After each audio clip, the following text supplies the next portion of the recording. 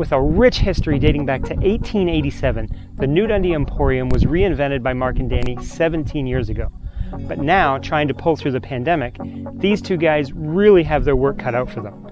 I'm heading in now to talk to both of them and learn how they plan on bouncing back.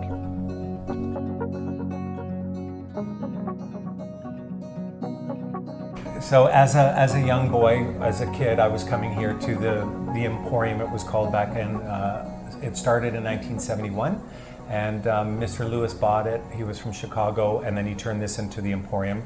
And this room used to be called the Peanut Shell Gallery. So we would come in, just the entrance over there, you'd come in, sit down on wooden folding chairs, and he'd pull the screen down and block out the light, and we'd watch the old silent movies and so on. And then, so throughout those renovations that we did to this place, we removed the some baseboards, and you still find some. You still find peanut shells. Yeah. The downside was that the people that had it for sale for 7 years, they always struggled because they tried keeping it in the same flavor of it from 1971 to, say 85. We decided to kind of reinvent it. When we bought it 17 years ago, I wanted to put New Dundee on the map. So we moved here May 1st, 17 years ago, and then that was on a Thursday, and we bought the place empty. Yeah, there was nothing in here. And then on a Saturday, so 3 days later, we were open for business. On February, prior to May that we bought this place, then we had February, March, April to buy our supply, like table, chairs, and plate, and cutlery. We stored it in our apartment in Kitchener up in the attic. Yeah. So we were really organized, which is, what you needed to. Then Mother's Day was on the 11th, so we'd only owned the building for 11 days. So this building was built in 1887 in honor of the Queen's Jubilee, and it's actually called the Jubilee Block.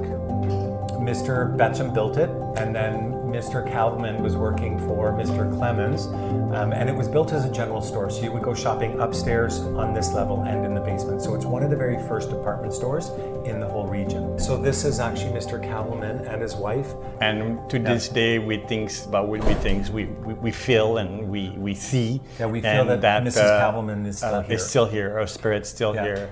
So there's just out of the corner of your eye. It's a ghost, but a good ghost, let's say.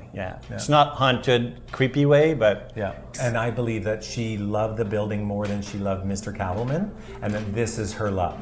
So she's just sitting in the back, looking around, making sure everything's good, and that we're doing, honoring it.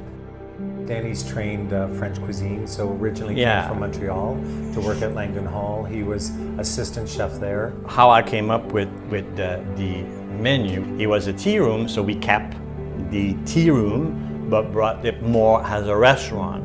So we still serve the high tea, we have the scones, but I look at what they were serving and what people wanted. So then the menu just expanded. We struggle financially, of course. You start at one point, we says, you know what? We need money. Let's do a team dinner. So it was a lot of work. We cannot do that kind of menu all the time. Something's gonna have to change, Well, we couldn't find staff that wanted to work nights for the restaurant, so then that made us push to introduce more frozen food, get another frozen freezer, so we could, pretty much double up on the different varieties of frozen food that we sell. Mark, with his business prior to here, was home decor and then landscaping. We started to have a gift store. I try not to buy things that are neutral or too simple. Women don't want to wear a tent. They don't want clothing that sticks to them either, because they don't want to show their junk in their trunk, but they also don't want to again wear a tent. So I find that people want really unusual things, and they also like to have made in Canada. So we carry Joseph Ribkoff, Frank Lyman, Lisette, and that seems to be really the key that people really like, is they want to support Canadian You know, you go to a store and a lot of times you're invisible, or a lot of times the staff will judge you. You're made to feel less than pretty sometimes in certain stores. So I never like to lie to a customer. If I don't think that it looks good on them, I will tell them. Why do we have to buy the jam? I can make the jam. So let's make our own jam. And then so I start making the jam just for the afternoon tea and the IT. And I says, why don't we sell the jam? You know? And so I start with selling the jam like the regular favorite, strawberry rhubarb, raspberry rhubarb, and it evolved. And I said, look, I cannot just do the average or the normal jam. Then we went to the carrot cake jam. So pretty much everything that we do is from scratch. Every day I make my little nutty buns. We call it nutty buns because it's a sweet, sweet kind of buns. And then I just tied up in the nut. And then so we call them the nutty buns.